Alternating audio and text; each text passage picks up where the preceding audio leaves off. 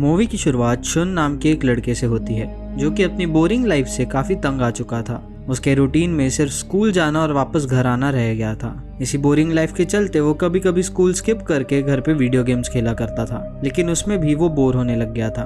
वो अपनी boring life से काफी तंग आ चुका था और वो भगवान से ये विश करता है कि काश उसकी लाइफ भी वीडियो गेम्स जैसी हो पाए, जिससे उसकी लाइफ एक्साइटिंग हो जाएगी। अब ऐसे ही अगले दिन उसकी क्लास में उसके टीचर का सर एक्सप्लोड हो जाता है और उसमें से एक दारूमा डॉल निकलती है। उस क्लास में जो भी हिल रहा था वो डॉल उसे मार रही थी। शुन को लगने लगता है कि उसकी विश पूरी हो गई है, लेकिन वो ऐसा डिजास्टर नहीं चाहता था। वो इस चीज से काफी दुखी हो गया था क्योंकि उसके क्लास के दोस्त मारे जा रहे थे। वो डॉल गाना गाते हुए घुमा करती थी और जो भी बच्चा मूव करता था वो उसको उधर ही एक्सप्लोड कर देती थी। अब इसी वजह से बहुत सारे बच्चे मारे जाते हैं और पूरा क्लास खून से भर जाता है। अब बचे हुए लोग जोर जोर से चिल्लाने और रोने लगते हैं और वो डॉल सबको मार देती है। शुन का दोस्त उसे ये बताता है कि ये एक मौत का खेल है और उन्हें बिना पैनिक किए जीतना है। वो डॉल के पीछे लगे बटन को दिखाते हुए बोलता है कि शायद इसे प्रेस करने के बाद हम सब बच जाए। ये सुन के एक लड़का उस बटन को प्रेस करने जाता है। वो डॉल उसे भी मार देती है। शुन ये देखता है कि उस बटन के साथ एक टाइमर भी लगा हुआ है और उनके पास बस 1 मिनट बचा हुआ था।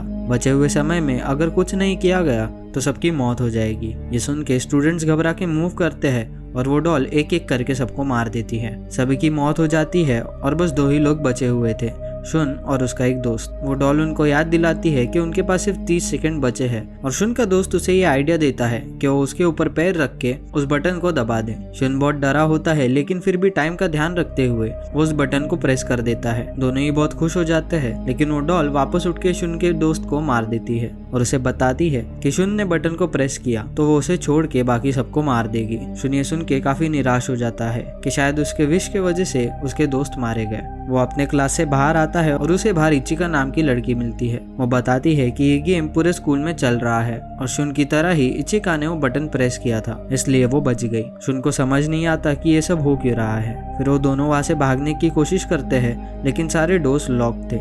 दोनों किसी तरह स्कूल के दूसरे एरिया में पहुंचते हैं जहाँ पे उन्हें कुछ स्टूडेंट्स चूहे के आउटफिट में दिखते हैं। अब वो दोनों ये नोटिस करते हैं कि फ्लोर पे द कैट्स बेल लिखा है। इसी के तुरंत बाद वहाँ पे एक बड़ी सी रोबोटिक कैट निकलती है जो कि सबको एक एक करके मार रही थी। सब लोग उससे अपनी जान बचाने के लिए यहाँ वहाँ भागने लगते हैं। शुन को वहीं पर एक बेल दिखती है और उसमें भी एक टाइमर लगा होता है। फिर वो देखता है कि कैट के गले पे एक बास्केट हुप है। वो समझ जाता है कि ये बेल हुप में डालनी है। तभी एक बास्केटबॉल प्लेयर बेल को हुप में डालने के लिए आगे बढ़ता है, लेकिन वो कैट बेल के साथ उस प्लेयर को पंच करके फेंक देती है। बच्चे घबरा जाते हैं और उन्हें अब लगता है कि ये गेम ये लोग नहीं जीत पाएंगे। भाग दौड़ में इचिका गिर जाती है और वो कैट उसे वहाँ मारने आ रही होती है। तभी शुन वही कॉस्ट्यूम पहन के वहाँ आ जाता है और क्योंकि उसने कॉस्ट्यूम पहना था तो वो कैट उसे पकड़ने की कोशिश करती है। शुन को ये भी पता चलता है कि कॉस्ट्यूम पहने लोगों से वो कैट बातें भी कर रही है। कैट बताती है कि उसके बैक पे इचिंग हो रही है। वो लोग उसके बैक को स्क्रैच करने लगते हैं, ये सोच के कि इसके बाद वो शांत हो जाएगी, और होता भी कुछ ऐसा ही है। वो सो जाती है और शुन ऐसी अपॉर्चुनिटी का फायदा उठाता है और वो सबको बोलता है कि उन्हें उस बेल को हुप में डाल देना चाहिए। बाकी सब शुन को रोकते हैं और बताते हैं कि हो सकता है जैसे डारूमा डॉल के बटन को प्रेस करने वाला ही बचा था, वैसे यहाँ भी बेल हुप में डालने वाला भी बच सकता है। सब आपस में लड़ने लगते हैं और तभी कैट उठ जाती है और कुछ बच्चों को मार डालती है। कैट को कंफ्यूज करने के लिए शुन और इचिका 2 बॉल उसकी तरफ फेंकते हैं, जिसमें से एक बेल थी और दूसरा सिर्फ एक बॉल, लेकिन अनफॉर्चुनेटली वो बेल हुप में नहीं जा पाता। अब बस 2 सेकंड ही बचे थे, उतने में अमाया नाम का एक लड़का उस बेल को हुप में डाल देता है। अब ये गेम भी खत्म हो चुकी थी और इस राउंड के विनर्स इचिका, अमाया और शुन थे।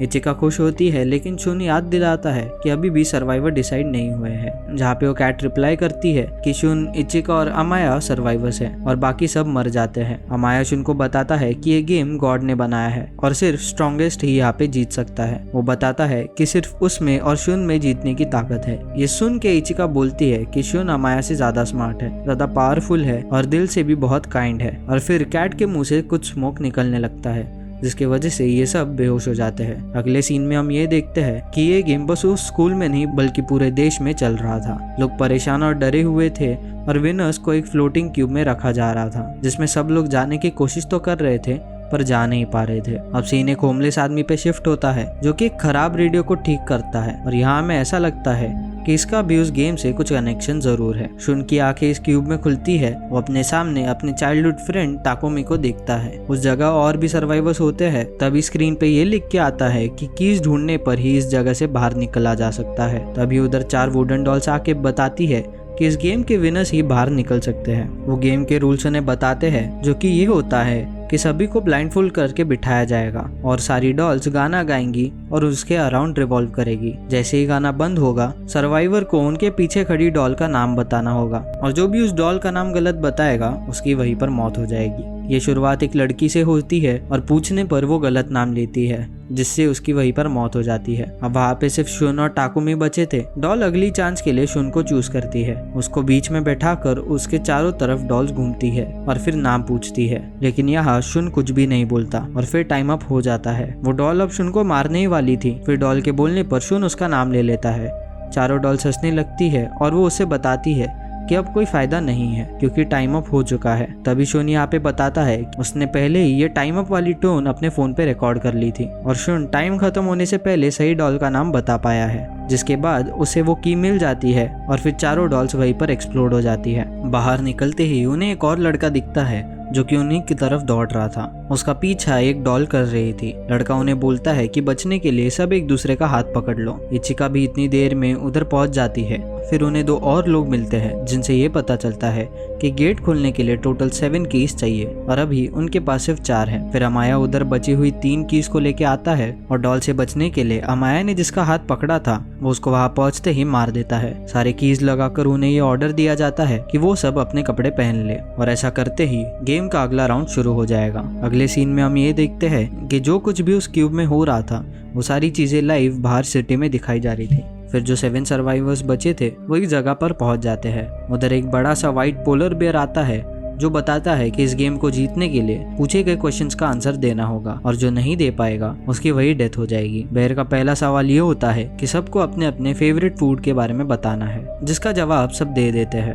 बेयर बोलता है कि इनमें से एक झूठ बोल रहा है। झूठ बोलने वाला लड़का वो होता है जिसके पीछे वो डॉल लगी हुई थी। पूछने पर वो बताता है कि वो सच बोल रहा है। वो बेयर उसे वहीं पे मार देता है। बेयर का अगला सवाल ये होता है कि शुन को कौन कौन लाइक करता है। शुन को जो लोग जानते थे, जो कि इचिका, अमाया और ताकुमी थे, वो सब जवाब देते हैं और वो बोलते हैं कि वो सब शुन को लाइक करते हैं। बचे 2 लोग जो शुन को नहीं जानते थे वो उसे पसंद करने से मना कर देते हैं। बेयर वापस अपनी बात रिपीट करता है कि इन लोगों में से कोई झूठ बोल रहा है। शुन बेयर से बोलता है कि क्वेश्चंस में कॉम्प्लिकेशंस नहीं है तो कोई झूठ कैसे बोल सकता है। बेयर बताता है कि इन सर्वाइवर्स में से एक बेयर का पार्टनर है जो सबको डिफीट करना चाहता है। सभी को ताकुमी पे डाउट होता है क्योंकि वो शुन के स्कूल से नहीं थी। शुन आगे जाके क्लियर करता है कि वो उसकी चाइल्डहुड फ्रेंड है, लेकिन बाकी के लोग ट्रस्ट नहीं करते और ताकुमी को चूज करते हैं। वो कंटिन्यूसली शुन को बोलते हैं कि वही झूठ बोल रही है। वही ताकुमी शुन को बार बार मनाने लगती है कि वो झूठ नहीं बोल रही और वो उसे बहुत लाइक करती है, लेकिन बाकी कोई भी उसकी बात पर भरोसा नहीं करता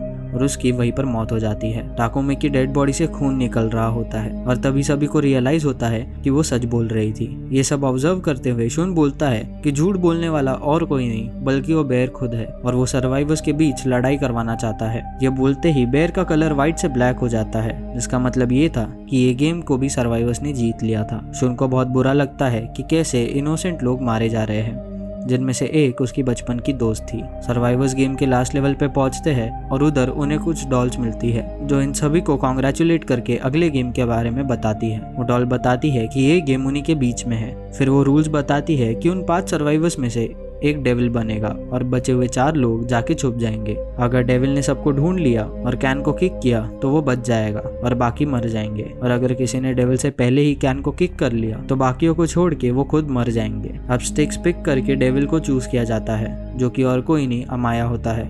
अमाया कैन को जगह पे रख के सभी लोगों को ढूंढने लगता है, जिनमें से वो 2 लोगों को पकड़ के जेल में डाल देता है।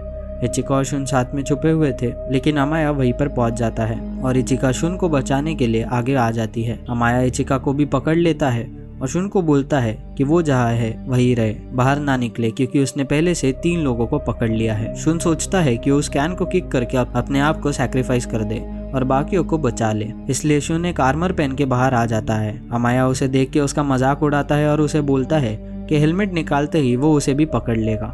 जिससे कि वो जीत जाएगा और अमाया ऐसा ही करता है। शुन उसे बोलता है कि ऐसा करने का पर्पस उसे डिफीट करना नहीं बल्कि रोकने का है। शुन पानी में कूद जाता है और इसी वजह से अमाया भी उसके साथ खींचा चला जाता है क्योंकि शुन ने अमाया को चेन से बांध लिया था। शुन चालाकी से उस शील्ड से बाहर आ जाता है और अमाया भी चेन तोड़ने में सक्सेसफुल हो जाता है। दोनों साथ में कैन को किक करने के लिए भागते हैं और शुन कैन को पहले किक कर देता है और क्योंकि उसने उस कैन को किक किया तो अब वो मरने वाला था, लेकिन ऐसा कुछ नहीं होता।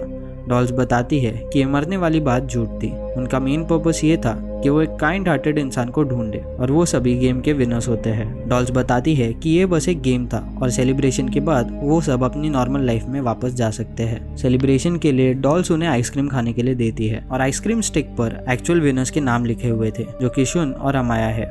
डॉल्स बताती है कि वही विनर्स है क्योंकि उन दोनों के पास स्ट्रेंथ और लक दोनों था और बाकी के लोग वही मारे जाते हैं, जिसमें से एक इचिका भी होती है। अमाया एक्साइटेड होता है लेकिन शुन नहीं, क्योंकि वो अपने दोस्तों को बचा नहीं पाया। दोनों के उस क्यूब से बाहर निकलने के बाद उन्हें हीरोज बुलाया जाता है। शुन बहुत गुस्से में होता है और कहता है कि भगवान नहीं होते और इस गेम की वजह से भगवान ने उसके दोस्तों को छीन लिया। यहाँ वो डॉल्स बताती है कि ये बात गलत है और भगवान एग्जिस्ट करते हैं। यहाँ हमें पता चलता है कि वो होमलेस इंसान जो कि रेडियो को ठीक कर रहा था, ये सभी उसी ने कंडक्ट किया था। शुन बहुत गुस्से में उसे देखता है और ये मूवी यहीं पर खत्म हो जाती है। अगर इस मूवी को कंक्लूड किया जाए तो बेसिकली एक भगवान का बनाया हुआ गेम था जिसमें शुन और अमाया बच गए, लेकिन आखिर में शुन इस चीज से काफी नाराज था कि उसने अपने दोस्तों को खो दिया और इसी के साथ ये मूवी यहीं पर खत्म हो जाती है। अगर आपको ये वीडियो पसंद आती है तो इस वीडियो को लाइक कर दीजिए और अगर आप हमारे चैनल पर नए हैं तो इसे सब्सक्राइब कर लीजिए। मैं आपसे मिलता हूँ अगली वीडियो में, तब तक के लिए स्टे ट्यून्ड।